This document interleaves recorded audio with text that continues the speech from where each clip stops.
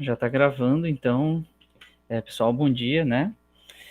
Hoje, na nossa aula de noções de saneamento, nós vamos estudar um pouco sobre a captação de água, certo? Essa captação de água para o abastecimento humano. Os objetivos dessa aula, então, vão ser conhecer os principais. Esses objetivos aqui são os das aulas passadas, tá?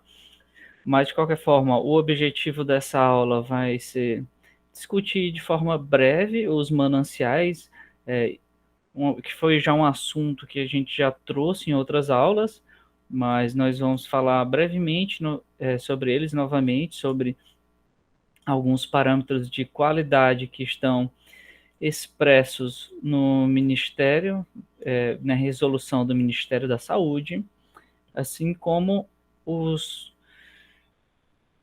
cronogramas de monitoramento dessa qualidade da água. Em seguida, nós vamos tratar um pouco mais sobre a captação em si, falando das partes do sistema de captação, o sistema de captação que vai ser um subsistema, né, do sistema de abastecimento de água. Ele vai ter algumas partes importantes, como a gente vai ver, tais como o gradeamento, o desarenador, algumas válvulas, né, e dispositivos de controle de fluxo que nós vamos estudar aqui. Talvez os mais importantes mesmo seriam as grades, o gradeamento, que a gente vai ver, e o desarenador. Desarenador, ok, desarenador. Em seguida, para finalizar nossa aula, nós vamos ver algumas particularidades sobre a captação da água em cursos d'água, né, em rios, por exemplo, alguns cuidados que nós devemos tomar, cuidado na hora de fazer essa captação. E, por fim, a captação em represas, né, nas barragens que a gente está tão acostumado. Inclusive, nós vamos entender por que essas represas são utilizadas, tá? Para começar, como nós já estudamos sobre os mananciais, estou trazendo aqui de forma breve e relembrando vocês que os mananciais vão ser esses corpos hídricos, né? Que eles podem ser superficiais, aqui no caso eu trouxe exemplos de mananciais superficiais, mas podem ser mananciais subterrâneos também, tais como um lençol freático, um aquífero, e é de lá que a gente vai extrair a água que vai utilizar no nosso abastecimento, ok? Quanto aos mananciais superficiais, nós podemos falar que no Brasil a maior parte da água para abastecimento vem desses mananciais superficiais, já que o Brasil é um país muito rico em água. Inclusive, nós somos muito ricos de água subterrânea também, quando a gente fala aí do aquífero do Guarani, dos diversos aquíferos que nós temos no Brasil. E é sempre importante a gente lembrar que para o abastecimento de água, em se tratando dos mananciais, mas se tratando de qualquer água que a gente está pegando para o abastecimento de água, a própria Política Nacional de Recursos Hídricos, ela lembra sempre que a gente não pode dissociar essas duas características aqui, quantidade e qualidade de água. Então, para que a gente pense num planejamento de recursos hídricos, a gente tem que sempre lembrar que a água tem que estar não só em quantidade adequada, mas em qualidade adequada. Ok? Levando isso em consideração, então, tratando um pouco mais aprofundado, de maneira um pouco mais aprofundada da qualidade de água, nós temos a resolução de número 518 do Ministério da Saúde. Essa resolução, ela vai trazer diversos parâmetros aqui, alguns que a gente já viu quando tratou dos mananciais, falando sobre as características da água, né? A gente estudou DBO, DQO, comentou sobre oxigênio dissolvido, coliformes totais, e por aí vai.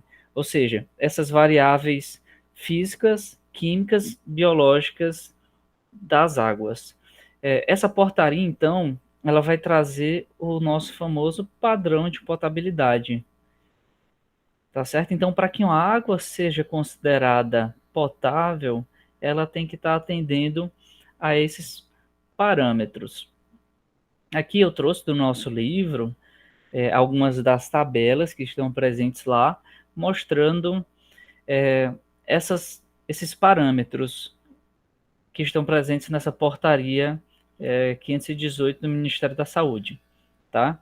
Então, aqui nós temos, por exemplo, os coliformes totais, que como a gente viu nas aulas passadas, né, os coliformes, eles não são bactérias que são patogênicas, porém, como elas são fáceis de medir, de quantificar por métodos baratos, então eles são parâmetros muito bons para que a gente possa observar essa contaminação por patógenos nas águas, tá? Já que os coliformes estão presentes nos intestinos de animais de sangue quente.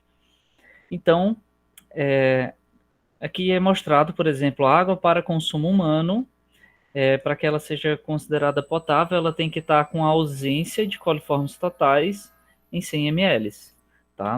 Nas amostras que seriam feitas. A gente pode perceber, por exemplo, que para águas na saída do tratamento, a gente também tem que ter a mesma coisa, variando aqui, podendo variar alguns parâmetros a depender de onde nós estamos coletando essas amostras, tá? Se nós avaliássemos, como nós vimos no enquadramento das águas, nós podemos ter uma determinada quantidade de coliformes que vai classificar uma água como classe 2, como classe 3 ou classe especial, se ela tiver ausência, por exemplo. Mas para que ela seja potável após o tratamento, a gente vai ter aqui que ela vai ter que possuir ausência de coliformes em 100 ml. Outros parâmetros também que a gente viu são de substâncias químicas. Aqui ele traz uma tabela mais completa com arsênio, bário, cádmio, cianeto, fluoretos, alguns que são os inorgânicos, né, os orgânicos, por exemplo, benzeno, que são alguns desses cancerígenos, né, e por conta disso tem-se uma quantidade limite de cada uma dessas substâncias. Questão de agrotóxicos também, por cada tipo de agrotóxico aqui, mostrando os valores máximos permitidos, né, aqui em micrograma por litro. Cianotoxinas, que a gente viu também que estão associadas à presença de cianobactérias. Aqui falando também sobre cloro livre. Aqui o cloro livre ele está associado também e o cloro residual aos parâmetros da desinfecção, aqui ó, de desinfetantes e produtos secundários de desinfecção. A desinfecção durante o tratamento de água. Isso que a gente vai ver em aulas futuras, quando a gente estiver tratando da estação de tratamento de água em si, em cada uma das etapas. Que nós temos as etapas de... Temos o gradeamento, isso aí já na captação, né? Nós temos as etapas de... várias etapas, me fugiu a cabeça agora, tá? E uma das últimas etapas, depois até da filtração, também é a desinfecção, certo? E essa desinfecção muitas vezes é feita pelo cloro, devendo ser assumido também uma quantidade de cloro residual que deve chegar em qualquer ponto da tubulação da rede de distribuição. Isso, inclusive, é questão de concurso, tá? Fica a dica aí. Esse cloro residual, se eu não me engano, deixa eu ver se eu coloquei aqui. Eu acho que não tem, mas ele está na ordem de 0,5 ou 0,3 miligramas por litro. certo? O cloro residual que deve estar presente em cada ponto mínimo, né? Que tem que estar em cada ponto dessa rede de distribuição. E tem um limite máximo também, porque esses desinfetantes, eles podem causar alguns problemas intestinais também. Por isso que a gente não pode ter uma quantidade exacerbada deles.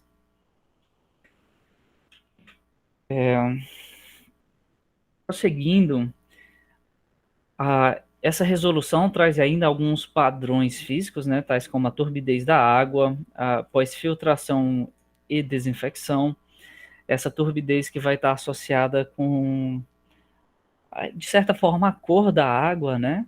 Apesar de que turbidez e cor são dois parâmetros diferentes, mas a turbidez está relacionada principalmente a sólidos em suspensão. Então, ele traz aqui alguns parâmetros também, tratamento de água por desinfecção de água subterrânea, tem que ter um parâmetro máximo de 1 UT, né? Uma unidade de turbidez máxima em 95% das amostras, e por aí vai. Questão de radioatividade também, que deve ser avaliada, assim como alguns outros padrões de aceitação aqui de vários outros elementos para o consumo humano. Alumínio, cloreto, parâmetros aqui de cor aparente, dureza da água que está relacionada lá à água, ao consumo de sabão, né? Quando você coloca a água dura, ela vai acabar consumindo mais o sabão, né? Os agentes emulsificantes, e por aí vai, certo? Aqui, turbidez. Professor, Oi. por que que tem vezes que a água, tem alguns dias que a água fica muito branca, sai branca na torneira? Por quê? Cara, geralmente está associado aí a algum produto químico do tratamento que ele passou, às vezes acaba passando do valor máximo, ou às vezes está dentro de um padrão máximo, mas é desagradável por conta da cor aparente, da turbidez. Um dos fatores que eu lembro que está bem associado com isso é o cloro. Quando a Hum, água está com muito cloro, ela geralmente tá meio turva, né, tá meio esbranquiçada. sei, é porque de vez em quando, assim, umas 3 vezes na semana, Rapaz, 3 vezes na semana eu não acho que é muito de vez em quando, não. aí depois, assim, passa umas 2 semanas sem ter, depois de novo tem. Assim, o ideal, a gente acaba não fazendo isso em casa, né? Mas acontecendo com uma certa frequência, né? Como é desagradável para o nosso consumo, né? O ideal era que a gente pudesse observar isso aí. Até fazer um estudo para ver se está dentro dos padrões de potabilidade. Creio que você possa acionar a agência de distribuição de água, né, de saneamento, de distribuição de água, para eles avaliarem. Falar, ó, tá chegando muitos dias a água dessa maneira. Aí eles vão lá, vão coletar a amostra para observar, ó, tá dentro dos parâmetros ou não tá dentro dos parâmetros. Eu mesmo acho que eu vou pedir, professor, para ver se você faz uma análise aqui. É essa, cara.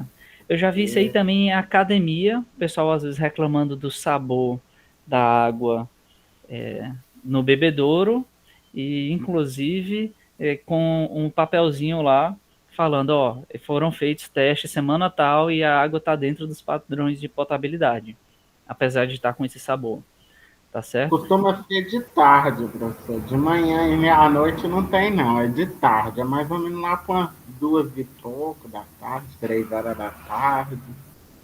Certo. Isso aí pode estar também associado às horas de maior consumo, né? Você está com a hora de maior consumo, aí talvez esteja pegando numa região mais baixa do reservatório, que está com a qualidade da água pior antes do tratamento, e por conta disso eles acabam tendo que usar mais agentes coagulantes, desinfectantes, e por isso alguma coisa deve passar a mais. Mas não necessariamente quer dizer que esteja fora dos padrões de potabilidade. Às vezes é só porque Aí é para desagradável mesmo. consumo. para consumo, para hidratar, essas coisas, nós usamos o poço artesiano. Aham. Porque a gente, por causa disso, que a gente parou. É, cara, é uma boa alternativa. Ó, inclusive Obrigado. tem nada, ó, inclusive tem aqui, ó, padrões de gosto e ou de odor e gosto, né? Que seriam É, padrões tem aceitáveis, que seriam não objetável, né? Que você não consegue perceber assim e criar um asco, né? é de Então, acordo com cada pessoa, né? esse é um padrão um pouco difícil porque ele acaba sendo um pouco mais qualitativo, né? A gente É, busca sempre, principalmente como somos engenheiros, quantificar as coisas, porque é mais fácil da gente avaliar. é, Então, prosseguindo, a gente tem que ter esses padrões, tem que atender esses padrões, e para isso nós precisamos fazer uma amostragem dessa água da estação de tratamento. Para tal, essa mesma resolução, né, na verdade, é uma portaria do Ministério da Saúde, ela traz alguns requisitos aqui de quantidade mínima de amostras para o controle da qualidade de água no sistema de abastecimento, tá? Por exemplo, para cor, a depender do tipo de manancial, se ele é superficial ou subterrâneo, nós temos o número de amostragens de acordo com a população abastecida, né? Nós temos aqui para cada 50 mil habitantes, para uma população menor do que 50 mil habitantes, tem que ter no mínimo 10 amostras sendo feitas aqui no caso, não lembro se tem falando, mas seria diariamente ou se é mensalmente. Eu creio que seja mensalmente, tá? Eu não estou lembrado agora, mas eu creio que seja mensalmente, certo? Aí, a depender aqui da população, para populações maiores, é considerado um para cada 5 mil habitantes, né? De forma que se tenha uma quantidade de amostragem que seja representativa ao volume que está sendo produzido pela estação de tratamento, né? De cloro residual livre, aqui tem que ter, aqui estaria na verdade nas observações da tabela que eu não coloquei, as cianotoxinas e demais parâmetros aqui, a frequência, a quantidade de amostras que tem que ser retirada. Além disso, tá aqui, ó, a frequência mínima. A gente tem uma quantidade mínima de amostras que tem que ser retirada, mas com que frequência que eu vou tirar essas amostras? Porque eu tirar 10 amostras diariamente é muito diferente de eu tirar 10 amostras anualmente. Tá certo? Podem ter variações muito grandes. Então, essa portaria traz aqui, por exemplo, para cor, nós temos aqui 10 amostras, né, até 50 mil habitantes, tem que ser retirado a cada 2 horas. Por exemplo, para cor, turbidez, pH e fluoreto.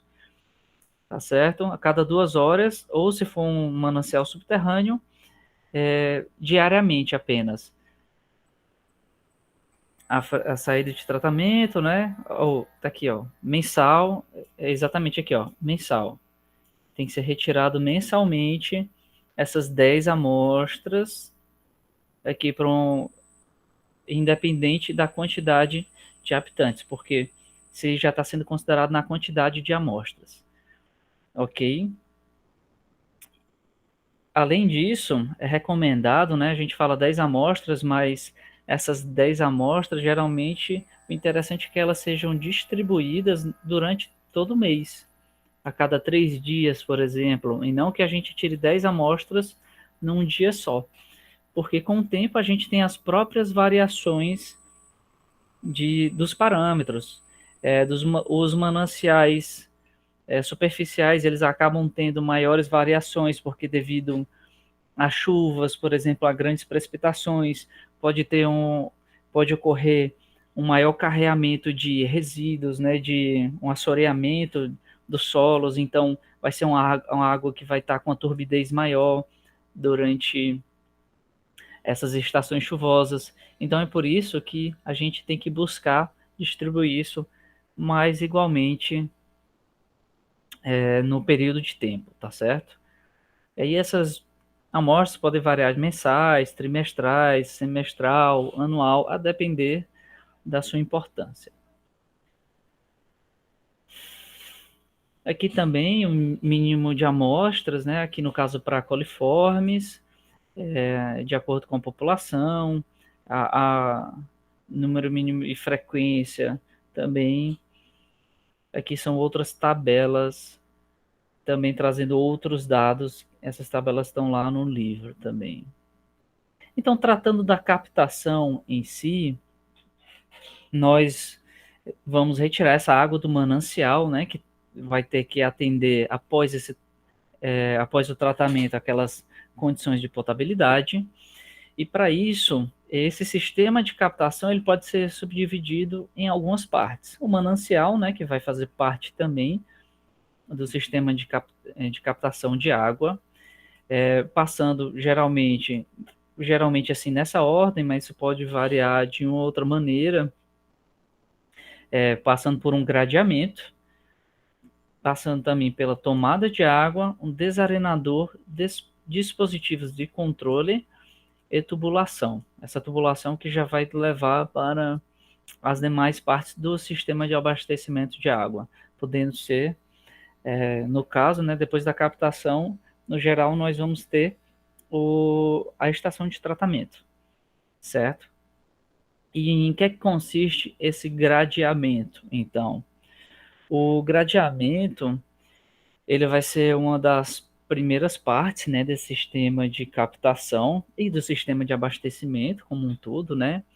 Porque ele objetiva a retirada de sólidos grosseiros, sólidos em suspensão, sólidos que estão flutuando nessa água bruta, de forma a proteger os equipamentos desses sólidos, né? Imagina aí se a gente tem um pedaço de tronco passando nesse sistema de abastecimento, entrando na tubulação, com certeza vai danificar os conjuntos motobomba, por exemplo, pode entupir as tubulações. Então, para isso, é utilizado o gradeamento. No geral, ele vem primeiro por conta disso, né, como uma maneira de proteger todo o sistema. E, em geral, nós utilizamos uma gradação desse gradeamento, de forma a ir retirando esses sólidos grosseiros em algumas etapas. Primeiramente, colocaria as grades grossas, retirando realmente o que é grande, pedaço de troncos, né? Grades mais finas, que podem pegar folhas, pequenos pedregulhos que estão, alguns seixos que estão sendo carreados, e por fim, as telas, também que vão tirar esses sólidos menores e evitar, inclusive, que animais aquáticos, peixes, sapos, seja o que for, que eles sejam carreados e entrem também nesse sistema. Ok? E é importante até que esse gradeamento venha antes da tomada de água, porque na tomada de água a gente geralmente já tem uma tubulação que vai levar, às vezes, diretamente para um conjunto motobomba ou para um poço de água, onde a água vai ser armazenada e vai ser retirada. Isso, inclusive, para que essa tomada de água seja feita de uma maneira, às vezes, mais adequada, porque tem que ter um nível mínimo aqui acima dessa tomada de água, às vezes são utilizadas também barragens de nível, ou então poços ou canais. E o que é que esses poços, canais, barragens de nível vão fazer? No caso, vamos imaginar aqui um rio, eu vou precisar tirar aqui essa água que vai estar a minha captação. Só que esse rio é raso. Então, se esse rio é raso, eu tenho uma dificuldade aqui de captação, podendo acabar coletando mais sólidos grosseiros, coisas que estão flutuando nessas águas. Por ele ser raso, eu posso estar muito perto também do leito do rio, e por conta disso acabar sugando muita areia também aqui, né? Muitos sólidos. Então, por isso que essas barragens de nível, o que, é que elas vão fazer? Vai ser uma pequena barragenzinha que vai fazer com que a água chegue aqui, o nível do rio aumente, para que a gente tenha uma cota mínima de operação para essa captação. Aí isso pode ser feito pelas barragens, né, de nível, essas barragens de nível que vão ter que ter vertedores também, né, vão ser projetados realmente como barragens. Nós podemos ter os canais, o canal que poderia vir aqui na lateral e ser mais fundo que o rio, né, armazenando essa água aqui e por aí vai, tá certo? Aqui no caso a gente vai vendo alguns estilos diferentes de tomada de água nessa aula ainda, tá? Mas de qualquer forma, essas tomadas de água, elas devem atender a alguns requisitos mínimos.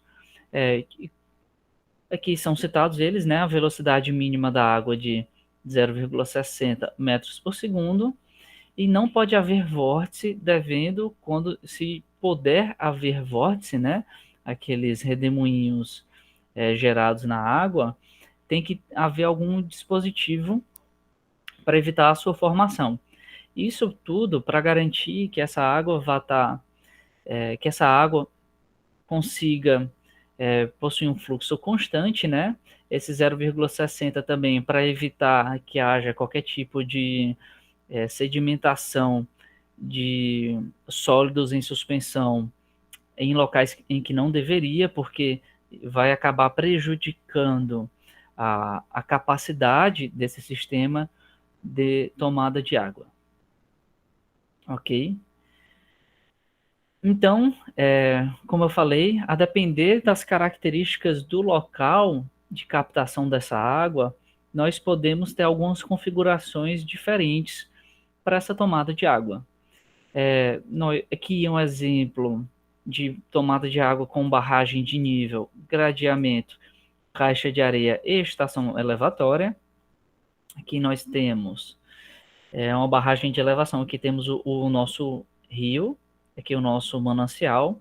É feita uma barragem para elevar esse nível da água aqui nessa região, como eu falei, para garantir um nível mínimo de operação nas estações, né, devendo haver sempre um vertedouro e um controle dessa vazão de água para manter um nível adequado.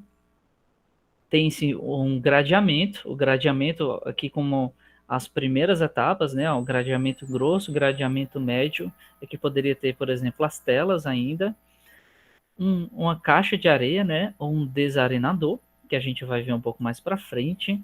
Aqui, na verdade, são dois, a gente pode ver que são duas comportas, e isso tem um motivo também para a gente buscar ter dois ao invés de um. As adutoras, uma estação elevatória aqui para recalcar essa água até a estação de tratamento, por exemplo. Outra configuração que nós podemos ter também é essa tomada de água através de uma tubulação, que a gente pode estar tirando aqui diretamente do nosso rio ou do canal, faz-se essa tubulação aqui, colocou num poço e vai bombear essa água por recalque. Isso vai depender um pouco também das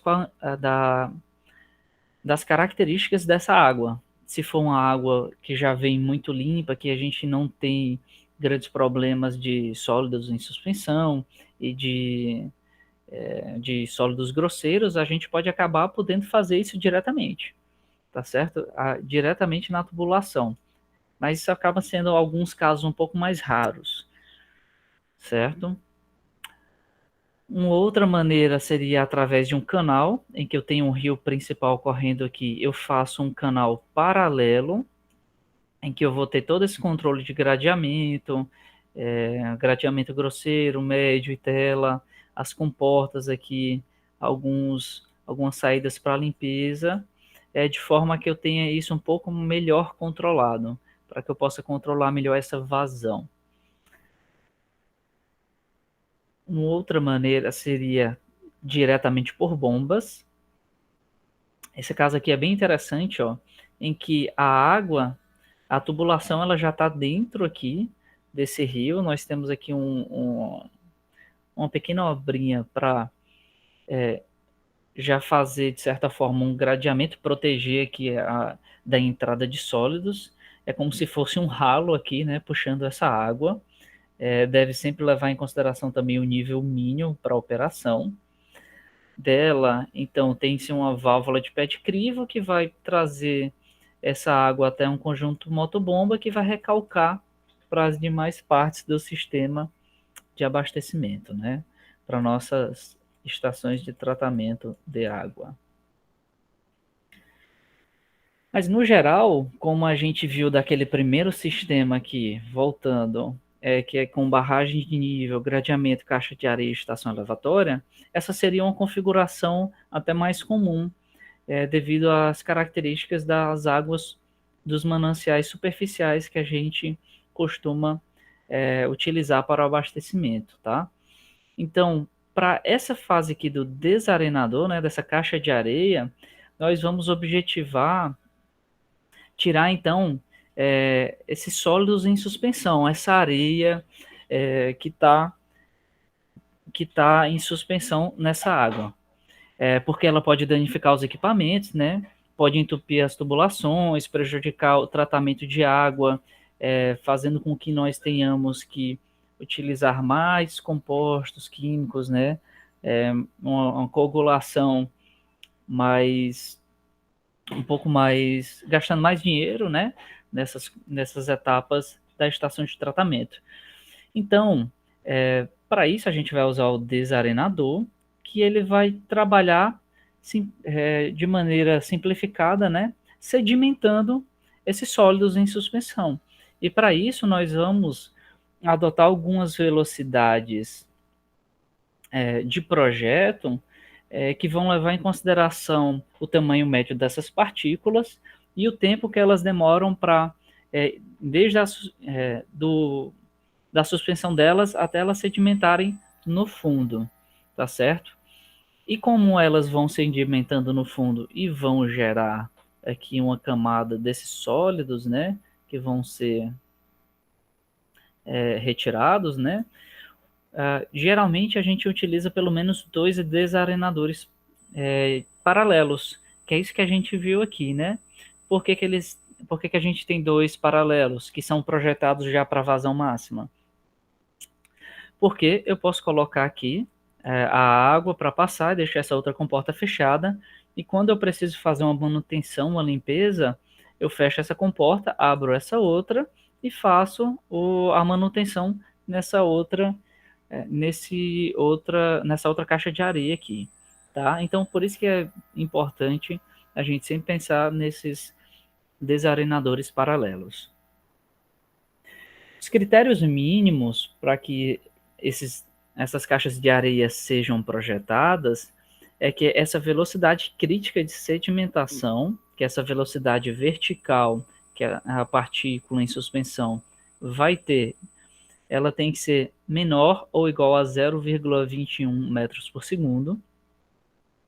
Isso aqui a gente vai levar em consideração, então, partículas que vão demorar mais para sedimentar, né?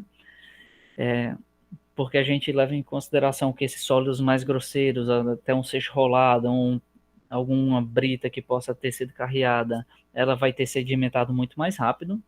Então, levando em consideração uma situação um pouco mais lenta, a gente leva em consideração essa velocidade crítica de sedimentação, que é a velocidade vertical aqui, Vs, dessa partícula, menor ou igual a 0,21 metros por segundo. Já a velocidade de escoamento longitudinal também, ela não pode ser muito alta, porque se eu tiver uma velocidade muito alta, a gente vai passar com essa água muito rápido e não vai dar tempo de que essa partícula possa sedimentar. Então, para isso, essa velocidade tem que ser menor ou igual a 0,3 metros por segundo.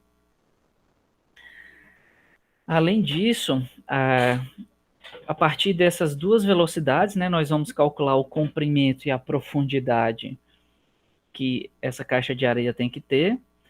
E assim como todas as outras coisas na engenharia, nós vamos utilizar um fator de segurança. Esse fator de segurança tem que ser sempre igual ou superior a 1,5. Ou seja, se eu calculei que eu preciso ter uma caixa de areia aqui de 5 metros de comprimento, eu vou utilizar esse fator de 1,5. Então, na verdade, ao invés de 1,5, eu vou adotar 5 vezes 1,5 dá 7,5 metros. Isso para garantir essas variações, né? Porque a gente sabe que na engenharia a gente trabalha com imprecisões até grandes, né? E além disso, no abastecimento de água, nós vamos ter diversas variações que vão estar fora do nosso controle durante o projeto. Ok? Tudo tranquilo até agora? Sim, tá boa. Show de bola, então.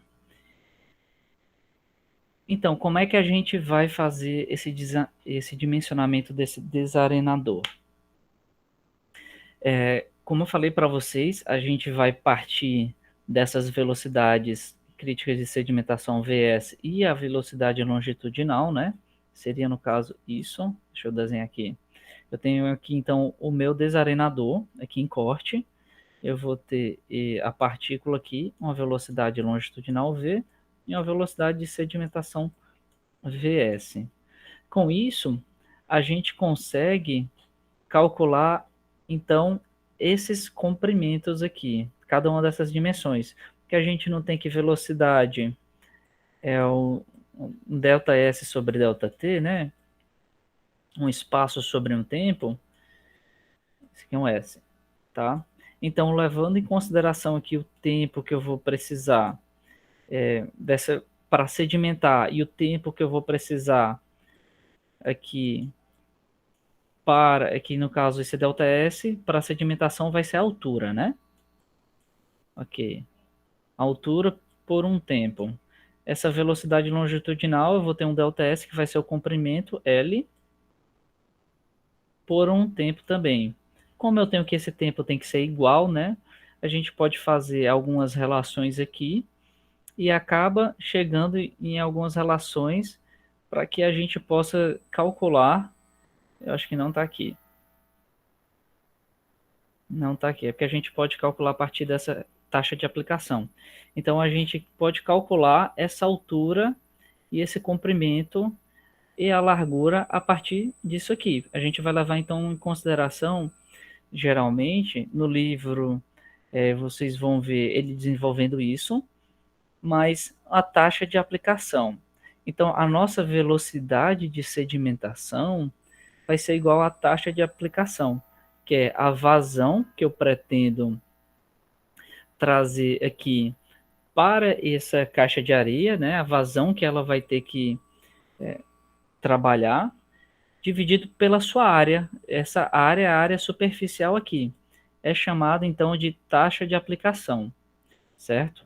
A partir dela, que é a vazão, é um parâmetro que a gente já conhece, né? Porque para o meu abastecimento, eu vou precisar de uma vazão, sei lá, de 1.000 litros por segundo. Então, eu conheço isso. Eu conheço a velocidade de sedimentação das partículas, que a gente pode utilizar aqui o valor crítico de 0,021 metros por segundo. Então, a partir disso, eu consigo calcular a área necessária para essa caixa de areia. Com essa área, a gente utiliza essas relações aqui, né? Em que eu tenho que a área, essa comprimento pela largura tem que ter no mínimo essa proporção aqui de 4.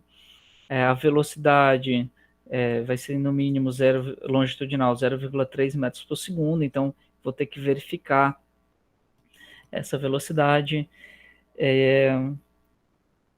Esse B também, a largura de cada uma dessas caixas de areias, né? Porque, como a gente viu, a gente costuma usar duas caixas paralelas, cada uma dimensionada para a vazão final. Ela tem que ter no mínimo 0,5 metros. Isso para facilitar a operação e manutenção, assim como a construção também. Se eu tiver isso aqui muito pequeno, fica difícil até de a gente ter os trabalhadores lá e de executar essa caixa de areia. Além disso, nós devemos então prestar atenção aqui. Isso aqui acaba sendo consequência, né? Mas as dimensões dessa caixa de areia, elas têm que ser compatíveis com o terreno, tá certo? A gente não vai colocar uma caixa de areia muito longa se eu não tenho esse espaço, tá? Então é meio que uma consequência já disso tudo. Então, como um exemplo aqui, um exemplo até que está no livro, ele pede o seguinte: calcular a dimensão da caixa de areia, considerando aqui as vazões de projeto, primeira etapa 350 litros por segundo e segunda etapa 490 litros por segundo.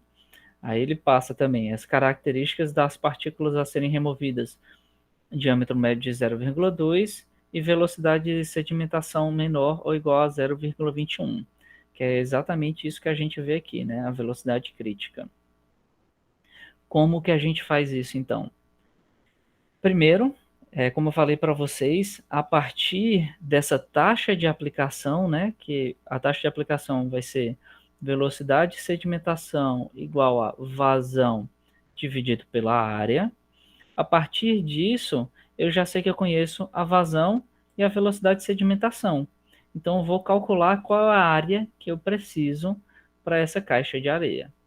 Com isso, nós vamos ter aqui a vazão que era 490. Por que a gente pegou 490 e não 350? Porque é a minha pior situação.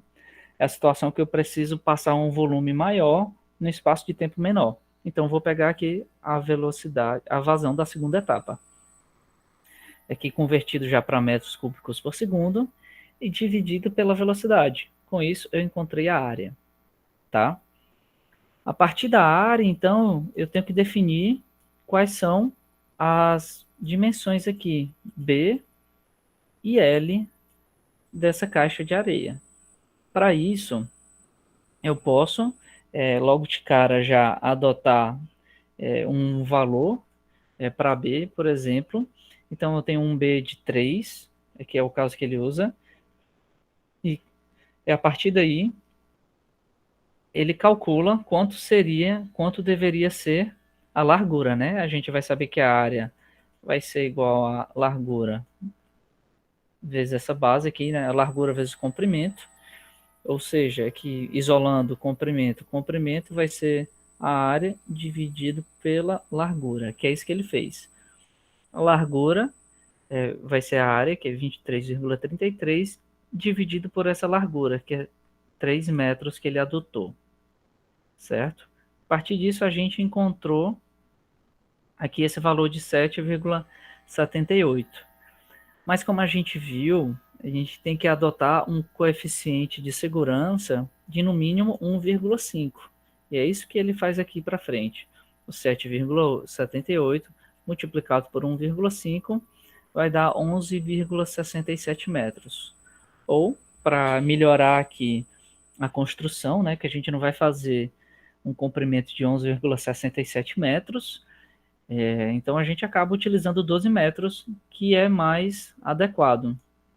Com isso a gente consegue até perceber que essa relação aqui, ó, o L sobre B, está maior ou igual a 4, não é? É que quem é o L? Vamos cá, L sobre B tem que ser maior ou igual a 4. Quem é o nosso L? O L deu 12 metros. O nosso B, 3 metros. Isso aqui vai dar exatamente 4, né? E foi por isso que ele adotou aqui justamente esses 3 metros. Tá? Então, aqui a gente pode conferir já essa relação depois de aplicar o coeficiente de segurança. A gente não precisa necessariamente já se preocupar com isso aqui, calculando a partir da área. A gente aplica o coeficiente de segurança e depois que a gente pode verificar aqui se está passando, certo? Então, pronto, a gente já tem aqui a largura e o comprimento, mas agora eu preciso definir a profundidade, né? Porque a partir dessa profundidade, sem essa profundidade eu não consigo terminar de dimensionar e executar essa obra. Para calcular essa profundidade, o que é que a gente vai fazer? Vai calcular a partir da velocidade de escoamento longitudinal, levando em consideração essa área transversal.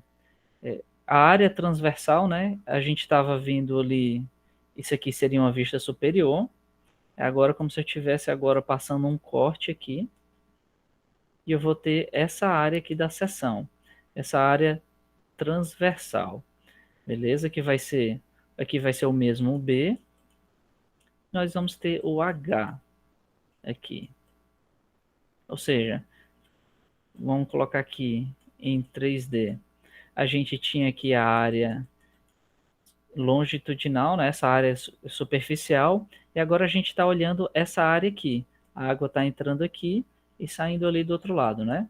Então a gente está olhando agora para essa área aqui, tá? Que a gente tem o H e o B, tá? Então eu tenho essa vazão que tem que passar por uma área. Então a mesma coisa, a gente sabe que vazão igual a velocidade multiplicado pela área. A gente conhece a vazão e a gente conhece a velocidade. Essa velocidade agora é a velocidade longitudinal. Então, o que é que ele faz? Aqui ele isolou a área, né? Então, a área vai ser a vazão dividido pela velocidade e substituir os valores. Vazão, como a gente viu, é 0,49 metros cúbicos por segundo e a velocidade 0,3 metros cúbicos por segundo. Com isso, a gente achou a área. Bom, eu tenho uma área e agora eu quero saber quem é essa altura. Eu já conheço B. Novamente, a área vai ser igual a B vezes o H. Se eu isolar aqui o H, eu vou ter que... Esse H vai ser A dividido pelo B. E é justamente isso. O H vai ser a área que foi calculada, 1,63, dividido pela largura que a gente calculou aqui nesses passos anteriores, de 3 metros. Com isso, eu encontro uma altura de 0,54 metros. Então, para isso, como fica um pouco melhor a gente trabalhar com números um pouco mais fechados, né? 55, 60, 75 e por aí vai, a gente pode adotar aqui H igual a 0,55 metros. Então, esse é o nosso valor adotado. Então, com isso,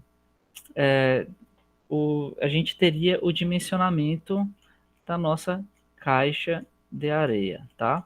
A gente achou aqui, então, 0,55. Claramente está fora de escala, tá, pessoal? 3 metros. E aqui nós vamos ter... Quanto que deu? 12 metros. Beleza.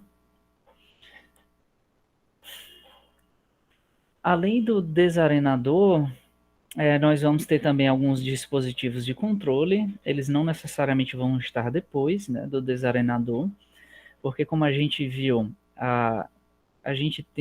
quando a gente tem dois desarenadores paralelos, por exemplo, nós temos as comportas aqui para regular esse fluxo entre um e o outro desarenador. E essas comportas são dispositivos de controle. Então, o que seriam esses dispositivos de controle? São todos aqueles dispositivos que têm como objetivo controlar o fluxo e permitir a vazão. Por exemplo, válvulas e comportas, tá certo? Então, eles vão controlar se a água está passando ou não por determinadas partes, tá? Então, de maneira bem simples, esses são os dispositivos de controle. A gente comentou também lá no começo que teriam as tubulações, mas as tubulações a gente já sabe o que é, então acho que a gente não precisa falar muito sobre isso agora. Agora, por fim, para a gente terminar a nossa aula, trazer rapidamente algumas particularidades, algumas particularidades que a gente deve observar na hora de captar essa água em cursos d'água e em represas, tá certo? Começando pelos cursos d'água, pelos rios, por exemplo, a gente busca, na maioria das vezes, sempre que possível, na verdade, captar essa água em trechos retos, tá certo? Isso para evitar que nas curvas que a gente pegue essas regiões com a velocidade de água mais baixa e que tem uma tendência a assoreamento, tá certo? Então, quando isso não é possível, a gente pode até retirar nas curvas, desde que a gente pegue na parte externa da curva, né? Por esse motivo, porque aqui na parte de dentro a gente vai ter uma velocidade mais baixa, e por conta dessa velocidade mais baixa tem uma maior tendência à acumulação de sedimentos, tá? Então as recomendações seriam evitar locais sujeitos à formação de bancos de areia, para evitar que a gente esteja captando muita areia, né? Evitar locais com margens instáveis, ou seja, evitar que a gente tenha uma encosta aqui que possa cair, possam ocorrer deslizamentos que vão prejudicar essa captação, né? A vazão. Buscar locais para captação sempre que são a salvo de inundações, garantindo acesso livre. Isso aqui é bem importante, porque como o abastecimento de água para consumo humano, ele deve ocorrer em todos os dias do ano, a gente não deve ter dias do ano que a gente tem uma falha no abastecimento, apesar de que isso pode ocorrer, mas esse acesso tem que ser não só exatamente na captação, mas também as instalações lá da caixa de areia, do gradeamento, para que se possam fazer as devidas manutenções. Então, se eu tiver em um local em que as vias de acesso elas podem inundar, dificultando esse acesso, esse local não vai ser adequado, tá certo? E devem ser observadas também condições topográficas e geotécnicas favoráveis à instalação dessa captação. Quanto à captação em represas, o que a gente pode ver é que geralmente acaba sendo adequado a gente fazer uma torre para captação no meio dessa represa, de forma a gente pegar essa água na região mais profunda, tá? Muitas vezes, então, é conveniente a construção dessas torres de tomada de água. Eu não sei se vocês já viram alguma em alguma barragem assim, mas você vai lá na barragem, aí geralmente tem uma ponte aqui de acesso que leva até essa torre, e nessa torre tem todas as tubulações, sistema de recalque para levar essa água para a estação de tratamento. Isso visa também pegar essa água mais adequada que para o consumo, a água que vai estar podendo variar aqui essa altura, né, que nós podemos captar de uma altura um pouco mais alta ou de uma altura um pouco mais baixa, a depender da época do ano. Ok. E basicamente é isso por hoje, pessoal. Dúvidas?